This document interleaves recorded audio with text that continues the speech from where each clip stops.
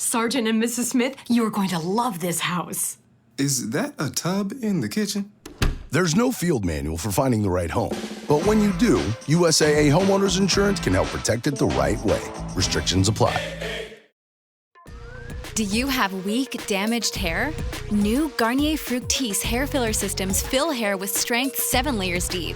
In just one use, you can reverse up to 1 year of damage to hair smoothness. The sulfate-free hair filler plus vitamin C G system gives you up to 79% stronger hair and up to 4 times less breakage. New Garnier Fructis hair filler is available now on Amazon and at Walmart, Target, Ulta, drug, and select grocery stores. Walmart Plus members save on meeting up with friends. Save on having them over for dinner with free delivery with no hidden fees or markups. That's groceries, plus napkins, plus that vegetable chopper to make things a bit easier. Plus, members save on gas to go meet them in their neck of the woods. Plus, when you're ready for the ultimate sign of friendship, start a show together with your included Paramount Plus subscription. Walmart Plus members save on this plus so much more. Start a 30-day free trial at walmartplus.com. Paramount Plus Essential Plan only. Separate registration required. See Walmart Plus terms and conditions. This podcast is part of the Sports Social Podcast Network. I'm trying to figure out, I need the correct adapter for these head. No, I don't. Never mind. I'm looking for something I didn't need. That's the damn problem. Welcome back to the World of Martial Arts podcast. I'm here with Kurt and Mick, and we've been talking about how we got started in martial arts, what the first martial art was that we did and how we got there, and anything that we can learn from that in our journey of where we are now. So let's go to you first, Kurt. What was the first martial art you did, and what was the training like, and how old were you? Can you tell us a little bit more? Yeah, so I was, I think I was 5 or 6 when I first started learning karate. And so that I would say, I have to put that loosely. I didn't go to a karate school. I tried a couple karate schools. You know, you get the free class. I remember my next door neighbor got a free pass to come in and bring a buddy and try it out. And that's kind of how the schools get their traffic through the door. This was right when I bet Karate Kid 2 had just come out, something like that. So it was right around that time. So I was in the thick of it, super into it, but I was a really timid kid. It was like a super anxious kid. And so the dynamic of a lot of the karate schools was very traditional, and the instructors in my town, each one of them, there's 3 main schools, and they are all very drill sergeant heavy. So a lot of shouting, yes sir, no sir, but not in like a, kids are having fun doing it. It was very drill oriented in that way. And so as a kind of a timid kid, that freaked me out. So what wound up happening is I actually started with my dad in my basement, which for me is a really kind of a cool memory. I pulled one of these books because I knew we were going to be talking about the subject today. You guys remember this series? So this is the Best Karate Comprehensive series, Nakayama's series. And so we had those because my dad was into martial art when he was young. So he always had martial art books and weightlifting books and athletics books around the house. And so in this, they have diagrams for the footwork, right? And so we taped off my basement floor when I was a kid, and he would try to look through the manual and teach me how to do a kata from the book, which is kind of cool. He didn't know what the hell he was doing. Neither did I, but it was fun. He was a judo guy. So he did a lot of competitive judo through college. And I think if he didn't wind up getting married and having kids right after school, he probably would have gone all in with it. So I grew up around judo all the time. I was learning judo when I was very young and didn't even know that's what it was. That's just kind of how we played around in my house. So yeah, those were my first arts. And the first formal training that I had at a proper school, I was, I think 14 at that time, was Aikido, which was, if you put the messing around with some karate and messing around with some judo together in a wash bin, what comes out is going to be something like Aikido. So it was actually a natural transition. So yeah, I guess technically Aikido would be my first real art. Well, one of the things you said there, I thought about training in the basement with the putting the tape down and stuff.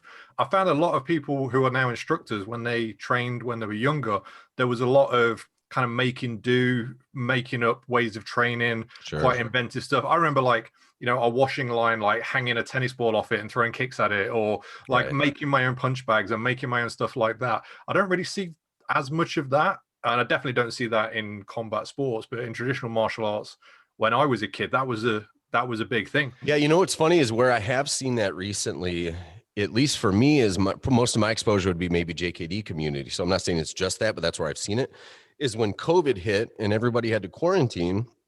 not everybody has equipment at home because they go to their gym all the time. So now you do see people hanging tennis balls from the ceiling, trying to have at least something. Put a piece of paper on the wall. You know what I mean? We've seen people. Oh, who is it? Neil McLeod. He has the chair already turns up. And he's got arms. Yes. So people are using like a Wing Chun dummy, and the way that he used, honestly, watching him do that on a chair made me realize some things I was doing wrong on a dummy, right? That's how cool and inventive that stuff is. So anyways, to your point, yeah, I feel like that was more of the norm back then. And now we just, because of the internet, we can buy whatever equipment we want. We tend to get a little bit spoiled about it. Literally, when all this kicked off, one of my students who trained Kyokushinkai, he's a little bit younger than me, but a similar age. He did message me and just say, "Man, those kids who grew up in the 80s, we've got this down.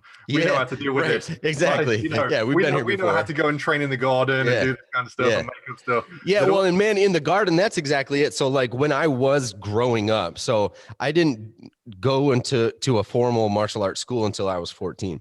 But every year from 5 to 14, every summer I would have big flower pots that I would like swipe from our garage or from a neighbor's trash or something. And I'd fill them with pebbles. I'd fill them with rice, right? I'd go to the Chinese market and buy big ass bags of rice and take them home on my bike, fall over with them, you know, and do all the kung fu hand training that I was watching in movies and hitting the water and trying to do horse stance with, you know, hot water on my hands and all that stuff. I didn't know what I was doing. You know, the mailman would come and do deliveries and look at this kid is crazy in the backyard there. Check him out. So I remember that, but I mean, it was every day as in the summer. It was perfect. Yeah, I remember finding some like roof tiles in the garage and breaking them. And I remember injuring my hand and then hiding it from my parents so they didn't notice. Like, what the fuck's up with your hand? It was all messed up. Boys, I can beat you both post lockdown. I haven't got any real good training gear anymore. You know, I had the gym all kitted out when the kids were younger, because I couldn't really go training that often. So I had the gym kitted out. It was all matted out, mirrors in it, the whole 9 yards, a bag up. I had a slam man, you know, where it would light up and I'd bang that.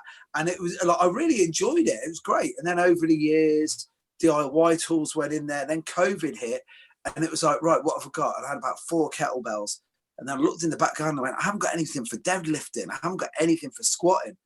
But I had an Olympic bar. But I also had the 4 wheels off my old Lexus, the alloys. So if you look on Facebook, you'll see pictures of it. I remember that. Yeah, you saw that, right? So when I'm feeling really strong, I put 2 wheels on both sides. And then when I started being able to lift that, I had to go and see my mate, Warren. I'll give him a shout out now. And Warren saved me a load of like manky, he works for the ambulance service.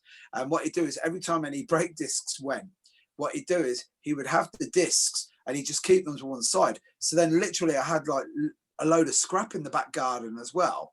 So I had that. And then I was like, I don't have a punch bag. I got 10 tires. And what I've done is put them on top of each other, gaffer taped it. And I'll tell you something, like, it's like you can't work it like a heavy. You can work it like a heavy bag if you want to get arthritis. But for banging it with sticks and for just timing sparring, it's unbelievable. But it was like Nathan said, we've got this. When this all kicked off, I just went and grabbed a load of my books.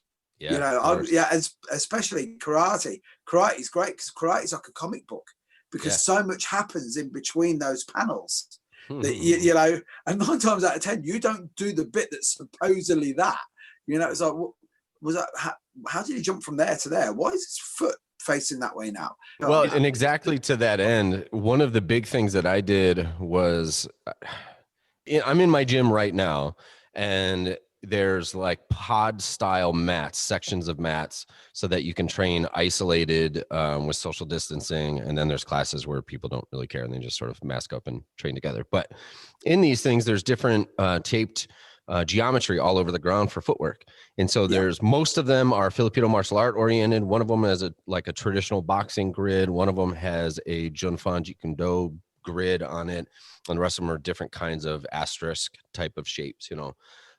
But it's because I started with this book. It's because I started with Best Karate Comprehensive Volume 1, where the thing I did was put tape on my basement floor and just try to start walking the grid. So when we were able to have students back in, I said, we're going to start thing 1, day 1, put tape on the ground, figure out how to walk. But so many of my students then said, oh my God, I can do this at home. So they find one little spot on the ground, they throw some tape down, and now they can train no matter what. You know what I mean? I hope that everyone in the martial art world can bring some of that, like some of those lessons with us post COVID, that sense of creativity and the willingness to like, I'm just going to do this weird thing because what else can I do? And we're all into just doing weird stuff like that, and it was fine. And how quickly we go back to like, well, that wouldn't work in the ring. Like, yeah, but remember 8 months ago we were hitting pieces of tape, hanging them from the ceiling. Like, come on, man, let's have a good time. It's definitely made me look back at. I mean, I started in karate as well, and it was kind of a weird era because it was mid '80s, so the generation before me was all adults, and then I was into it when it was all just the kids starting. After me, it was all very kid focused. But when I was training, it was a lot of mixed, like on the same class, and all the guys were like really old school, hardcore guys when I started. And they were just kind of figuring out how to teach kids a little bit and how to run things that were more fun, but it was still very regimented, lots of conditioning, lots of, like, knuckle press ups and doing stuff in a line and lots of, very traditional training. It hadn't evolved into that massive money making thing as much at that point.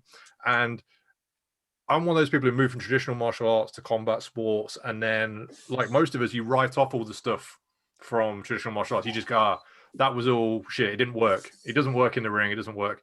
But I've been trying to look back, and the COVID's definitely made me do that a little bit and made me go back and think, well, is there something to the training by yourself and doing and forms and, the inventiveness of the training? And then that's kind of made me think even more. I was talking to Mick the other week, and I was saying about the stuff about doing things in a line. And I was always like, we stopped doing that. You don't really do that in combat sports. You just get on and you drill and you train and you spar. And then I mentioned that to Bob Breen, and Bob was like, no, you do stuff in a line because you can spot things that are out of line. And then also paraphrasing, he said, you're an army first and then you're a soldier second. You do stuff together first, so you realize you're part of a team, and then you break off and do stuff. And that kind of creates the culture as well. And I think back to how we used to kind of look at each other in the line and see where we were in the lineup, because you buy belt order and you see if you're trying to do better than the person next to you. And I think that's kind of lost. And I'll tell you what, looking back, one of the biggest things that I've lost is when I was into this, when I was a kid, it was the foreign culture stuff.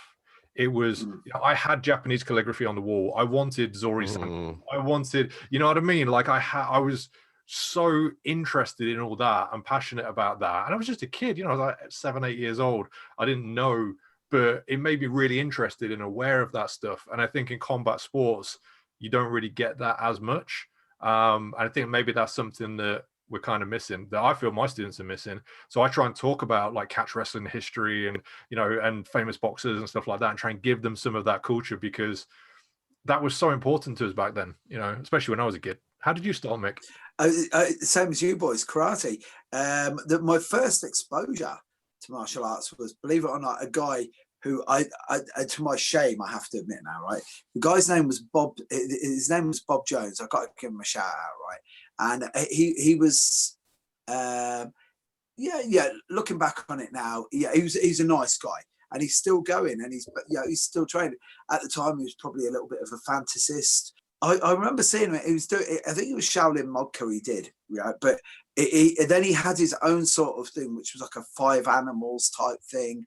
And then obviously you realise it's his own interpretation. And then obviously, which just sounds ironic for someone who does Jeet Kune Do. And what was your second martial art that you did?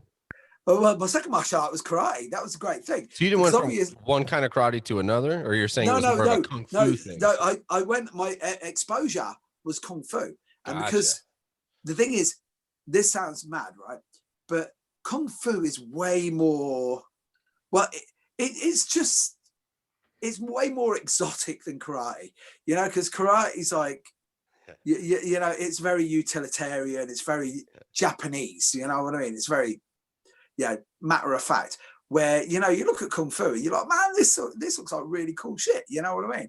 And I think that was more the fact it was like David Carradine was on TV more, you know what I mean? Because as soon as you said he was a fantasist, and I think definitely back then with pre-internet, everything. I mean, one of the things with traditional martial arts is they can keep it very insular. Their students don't go and train other places. They're very much only listen to their coach. Combat sports, that's not a thing. And I think, especially with the internet, it makes it very difficult. I mean, I'm sure we've all had the experiences of teaching and people like, yeah, but this guy on YouTube. And then you go, Yeah. like, you know, that. Like when thinking back to those people you trained with back then, like, did they go and train with other people? Or were they in their own little world? Did they create their own little thing? Like looking back at it now with perspective, because I remember when I was a kid, I thought my karate instructor knew everything. And I look back now and I'm like, oh my God, he was so insular and like closed my. Hey, can I tell you, my first Aikido teacher, the senior guys in that class told me that the teacher used to do like Navy SEAL assisted like mission stuff with Steven Seagal back in the day. the man. Oh well. So they basically took Steven Seagal's movie persona, put it on him, and they're like, and their buddies on top of it. Cognitive dissonance, right there. Well, yeah. As I said, I really have to say, by the way, Bob's a lovely bloke, and he's still training now. And at the time I thought he was a fantasist, and now I think maybe that was just the limited amount that he had. You got to remember, car worker from Coventry. I was a kid on a building site dreaming of being able to train with like Guru and Asanto, and I was lucky enough to be able to do it. You know what I mean? Hey, it was the 80s. I ran around the house thinking I was a fucking ninja. Like, I don't blame adults who managed to get away with doing that and get paid for it. I don't blame them. You know, like and like you're saying, Mick, you only get access to what you have access to, and somebody who's willing to teach, and if they're not like being a scumbag about it, I think that's great, regardless. Well, you see, Kurt, this is the crazy thing. It was like my first and my main instructor in karate is a guy called Andy Margaret, lovely bloke. Very similar to your experiences. You know, he used to have this, we don't have children in the class, we just have small adults. And I'm like, well, that small adult over there is just shit his pants. He's 4. You know what I mean? Right. That's what I'm saying. You know what I mean? And I was like, maybe you might need to rethink this. But I was so excited to meet Mr. Miyagi, and instead I got, what's his name from, who's the drill sergeant from? Lee Emery. Yeah. Yes, thank you. Yes, from Full Metal Jacket. I don't know why I just spaced on that, but yeah, completely different than what I went in expecting. Happy birthday, dear Jesus. Yeah, he's top man. So obviously go there, and I got into martial arts thinking it was going to be the answer to all my problems. And as I've said so many times before, I literally swapped getting beaten up by amateurs at school on my old man, who was, you know, he had a pretty good dig on him, but when he was drunk, his timing was fucking really off. The kickings he gave me when he was drunk was shit compared to the ones when he was sober. Yeah, the beauty of as time goes on, shit becomes an anecdote, right? But I went and I swapped it with, you know, getting beaten up by like dudes who could actually fight. And karate was great, and it was great for me at that time of my life.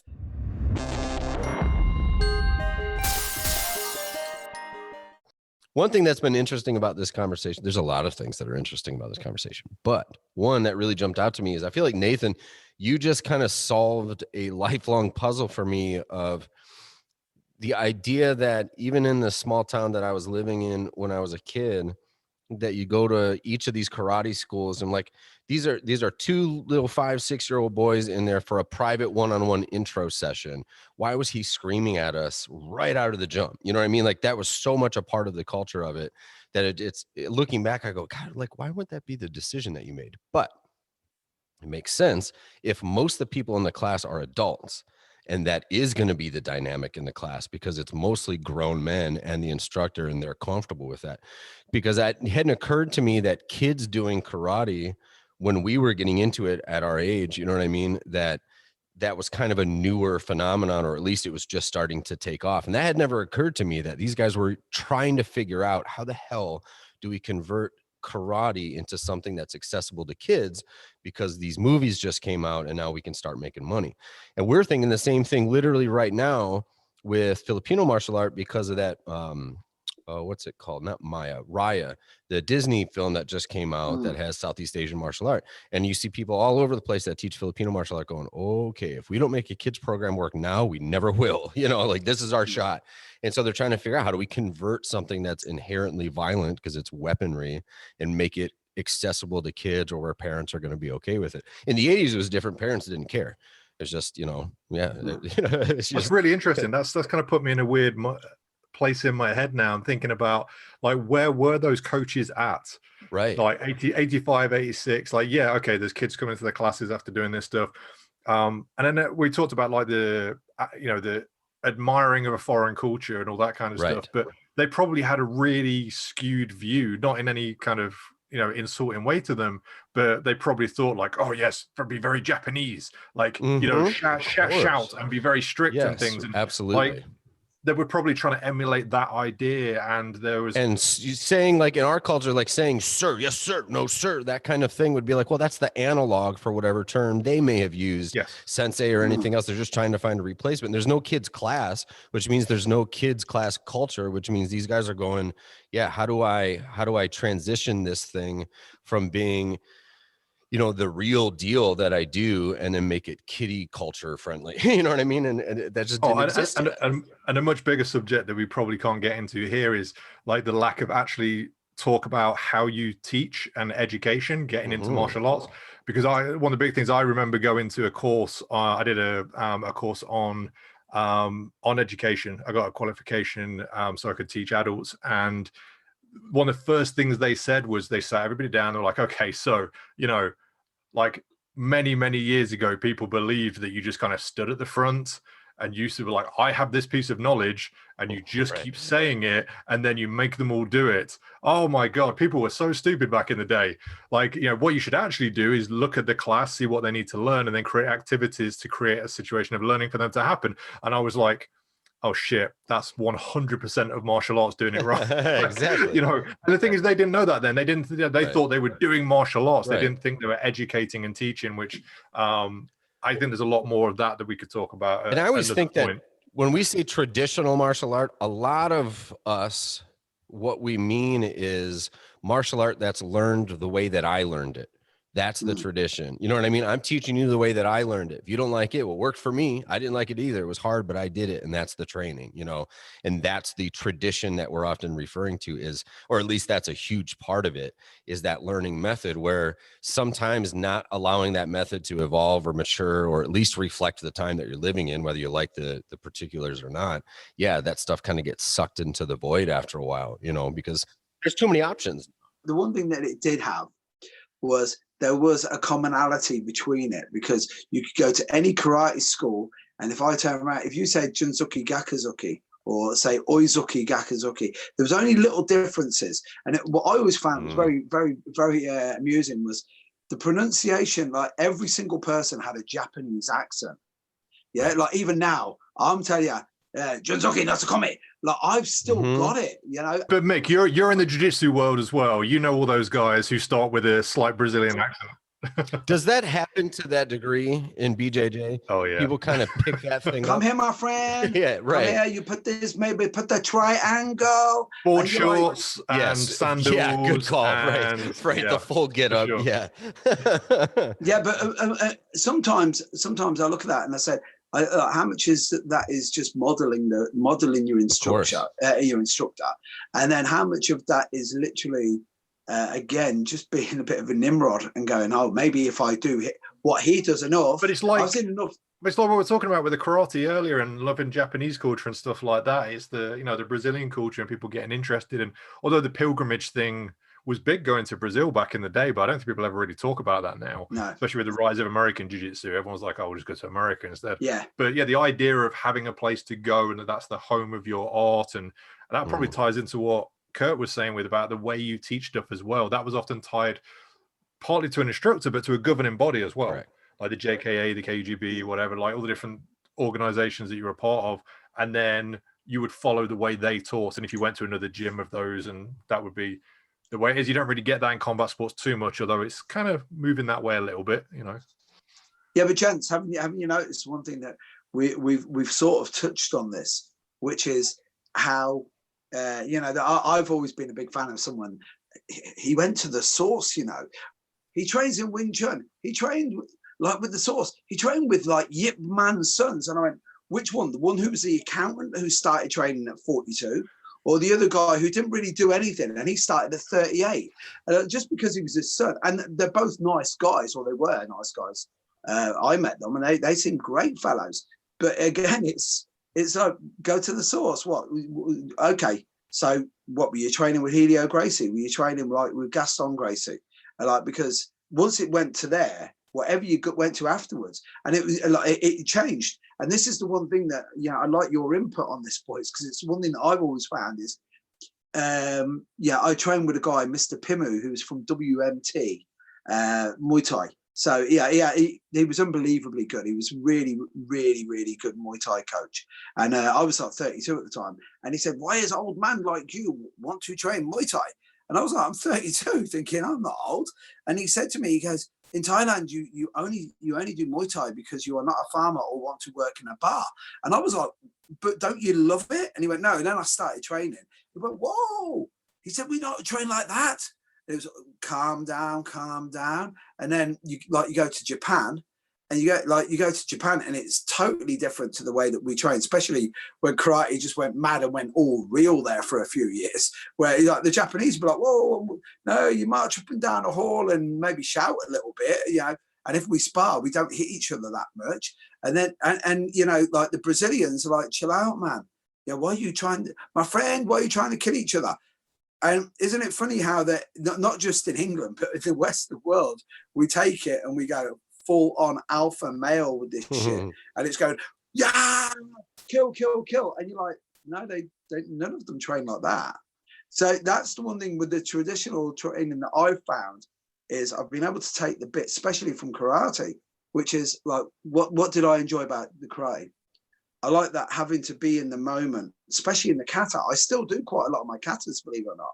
And I enjoy them because it's a great way of doing like, but it's basically like, it's a good test to see where I am now as physically. Am I still able to deliver it the way I used to? Do I still feel the same? And the mad thing is, when I do kata, I feel way better than I used to. Because I felt like I was doing it like I had Viagra going through my system. And I can flow a little bit more. And when the kime's right, the kime's great, and my focus of attention is great. And the one thing that I especially like Kushenku, which is like 64 move kata, which is one of my personal favorites, that and Shinto. And Nyanshi, the one that goes side to side, I quite like as well.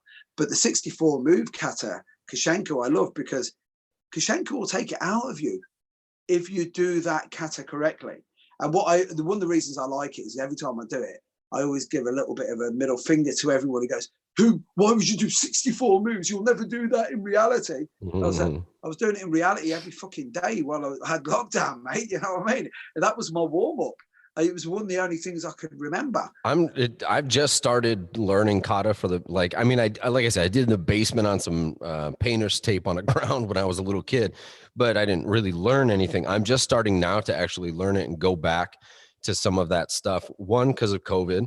Two, because as let's say like a mindfulness practice, as like a mental health thing, if I come in, I'm hitting the bag, I'm getting a workout, and that's good. You get endorphins, all that. It's awesome. If I'm shadow boxing, I'm working technique, I'm getting some flow going, I'm getting my body moving. Again, it's kind of an athletic practice in that way. But I wanted something that I can slow down and focus on every little detail in that movement. Not the punch goes from point A to point B. For boxing, I feel like that's important. I need to stop overthinking it. But I wanted then something on the other side of that that's almost meant to be not overthought, but really contemplative and precise with it. And Japanese martial art are so great for that.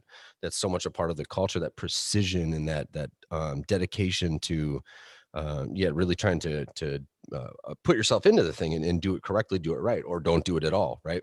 So to me, I wanted access to that because I didn't feel like in my martial art repertoire or toolbox, I had enough of that, right? And you could take a boxer's jab and just slow it down. I could take the Filipino martial art that I do and slow down my solo training, all of which I do.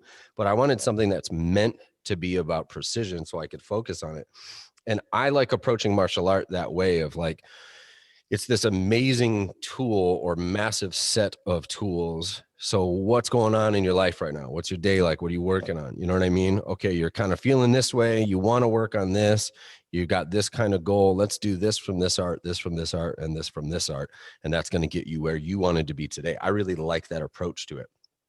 But I say all that to say The thing I didn't expect is once I started doing kata, I was 5 years old in my basement again. I loved it. I felt like that little kid in the backyard, in the horse stance with the hot teacups on his wrist. You know what I mean? Like that kind of thing. I suddenly went, oh man, this summer, you know, when it's warm out, I'm going to do the weird stuff in the backyard again. I don't care. I'm going to wind up on somebody's TikToks or Instagram or something like that. I know it. Some neighbor's going to get a video of me and I'm into it. I don't care because it's fun. And I kind of had that feeling again. Even like, quite frankly, the addict in me is always chasing that feeling, that little bit of high you get when you're learning something new in the art that really grabs you. You have that aha moment, right? In Filipino martial art, for so many people, it's the first time they see or try Heaven Six, this double stick fighting pattern called Heaven Six. And I see it over and over again where people all of a sudden go, Mick, you can probably relate. I hear this all the time when people first do Heaven Six, and if they have a traditional martial art background, they go, I feel like I've wasted so many years on this other art once they learn that. So that feeling, that eureka moment, I love it. So my question to you guys is, looking back on your martial art journey, is that desire, that passion, that excitement for the art, has that maintained for you? Has it evolved? Is it no longer, as a grown person, what you care about and really just want to stay in shape or learn to defend yourself, or you know, it's the athletics of it? Does that part that gets really kind of geeky about it, does that still get lit up for you? I don't want to be too depressing, but no, I lost it. I lost my mojo.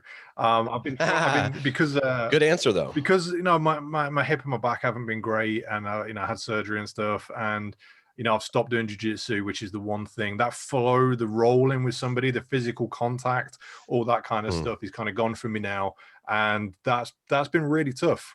That's been really tough. But I tell you what, like talking about martial arts and talking about how we started and talking about that passion, that's kind of made me think a bit more about like how to find that. And I've got to admit, I've been, you know, doing a little bit of coaching with a couple of guys. And we talked about like education stuff earlier. I've actually been doing flip learning, where rather than teaching in the gym, and then I'm doing it, I've been sending them videos and having them look up stuff, and then they just train it while I'm watching. So I don't physically have to teach that much, but I can coach and look and things like that. And that's getting some of my passion back. But that's just it, is like, see, to me, the world of martial art is so big, and think with the internet, with organizations like the World of Martial Arts, you have access to all of these different arts from around the world, where like, okay, my body won't let me roll doing BJJ anymore, but I like that contact, the flow, sticking with another person, trying to gamify it. A BJJ person doesn't look at Wing Chun's Chi Sao and go, I want to do that. But if you can't roll and you try that, there might be something about it that's appealing, where it's like, instead of thinking about the art or any way that we're used to it, looking at the components of the art and going, yeah, that thing looks cool though, right? That looks like the kind of thing I enjoy. That's exactly where I'm at now. Yeah. I'm looking for my place in it. I'm still going to coach boxing. I'm still going to coach jiu-jitsu, like that's kind of, you know, MMA, wrestling, that's the kind of thing. That's where I'm at. That's where my level of expertise is. But for me, for my journey, I'm definitely looking for that place, and Mick's really been helping me with that. And I have been playing around with the sticks, but it's, yeah, I'm looking for that, you know, getting that spark again. But like, it's so funny hearing your stories and thinking about my youth in martial arts. It really does bring it all back. And it's when it's such a part of your personality, which it is for all of us, I think. It just brings back so many evocative memories, and yeah, I'm looking forward to carrying on with that journey. Well, and you just said a great thing that I like, even for listeners, if it hasn't occurred to you yet, you know, the idea that you're going to teach this stuff over here. It's a part of you. It's who Nathan Leverton is, right? All the things that you teach. Okay, cool. But as a student, you might do completely different stuff. You know what I mean? And I think a lot of us as martial artists kind of lose that part, or think that perhaps that's not okay. I'm teaching this stuff, so that's what I train. Like, no, me as a student is completely different than me as a teacher. And I'm not going and teaching the things that I just learned because I don't know them well enough to teach it yet. But I'm free as a student to learn whatever weird martial arts stuff I think looks cool. It has nothing to do with what I teach. I just enjoy, that's where my passion is. You know what I mean? So you immediately just touched on that. I think that's a really good thing for people to remember. Oh, the way you put it there, Kurt, that's really insightful. And tell you what, like, when do you ever hear somebody say that? Like, you don't. That's fantastic. I love it. I'm so glad that Kurt's on this now, because one of the things when me and Nathan work out, by the way, I don't want to teach Nathan Leverton for the simple reason he's one of my dearest friends in the world. Yeah, you know, I would be too intimidated. Yeah, Well, here's a telescope Neil deGrasse Tyson. Yeah, right. Let's have a look through that. And you're like, let me tell you my theory about what's on the other side. Yeah. And then you're like, you normally just spy on your neighbor with this, don't you, Mick? And I'm like, yeah. What is it? That obvious? With Nathan, I'm glad that Kurt's on this, because it was Kurt that I first heard use this term.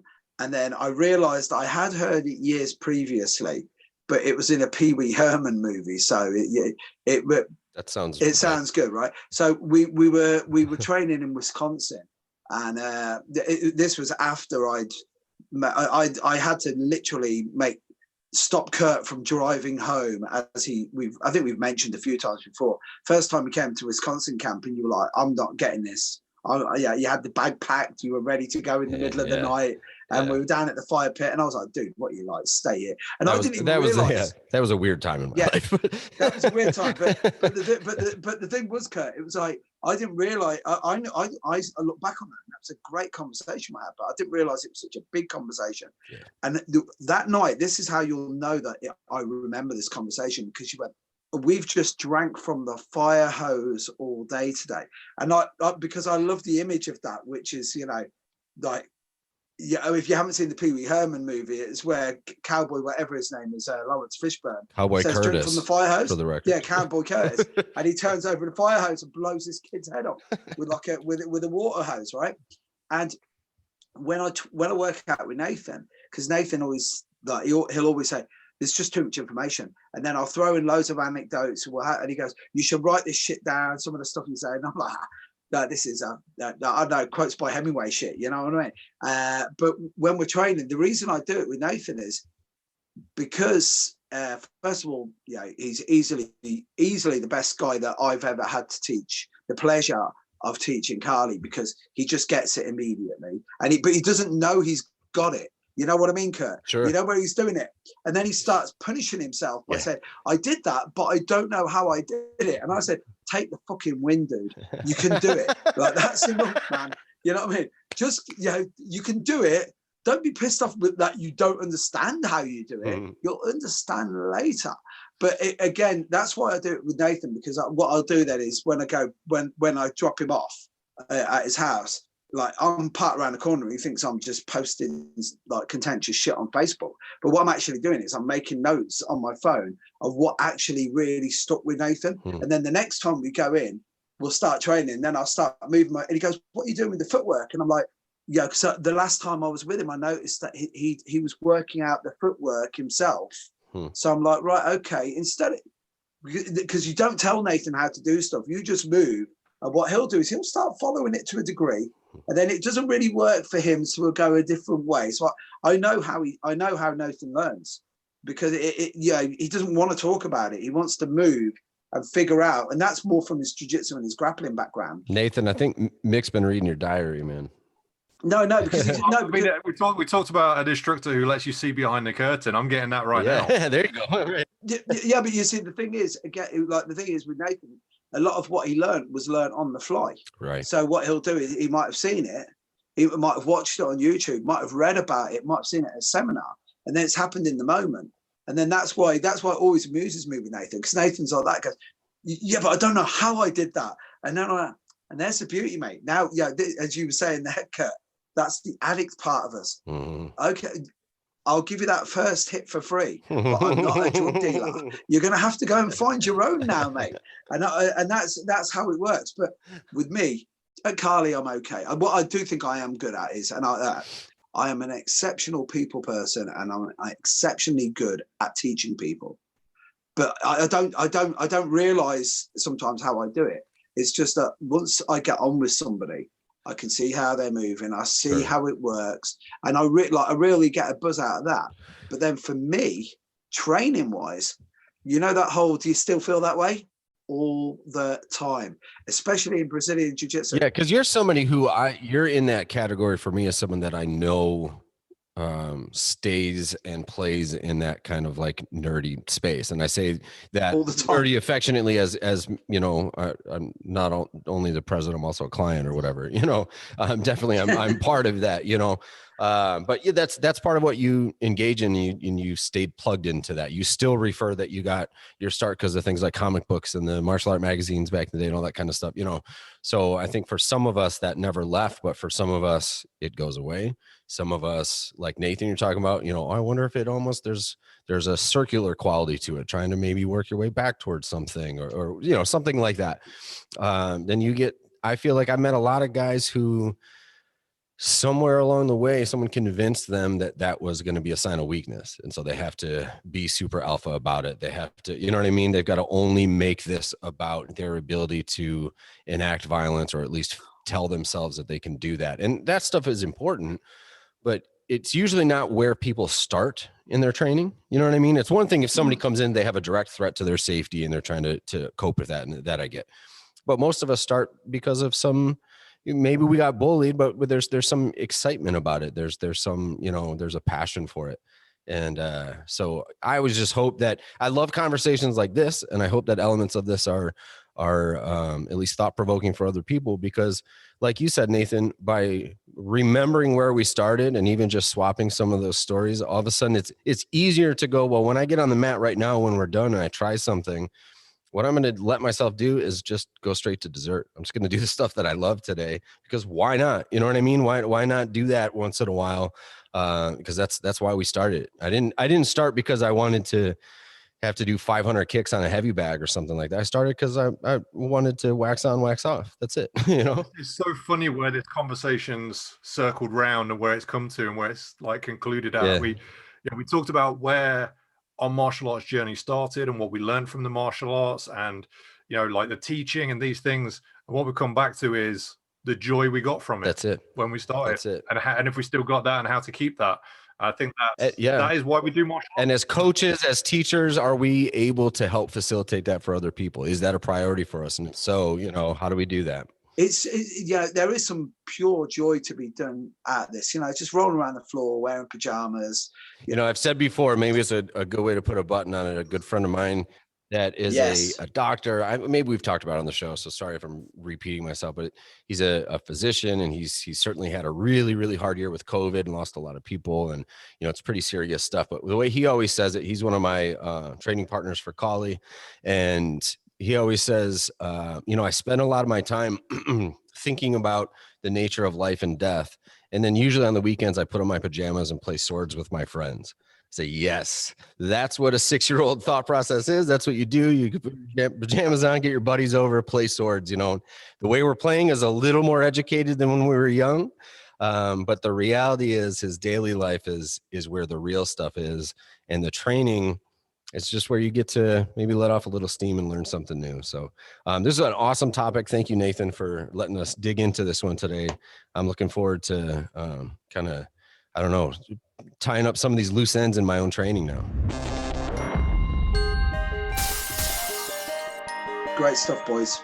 God damn it, Mick. Mick's like, I'm getting the goddamn last word on this. I know, I'm sorry. Find more great shows or join the team at sport-social.co.uk.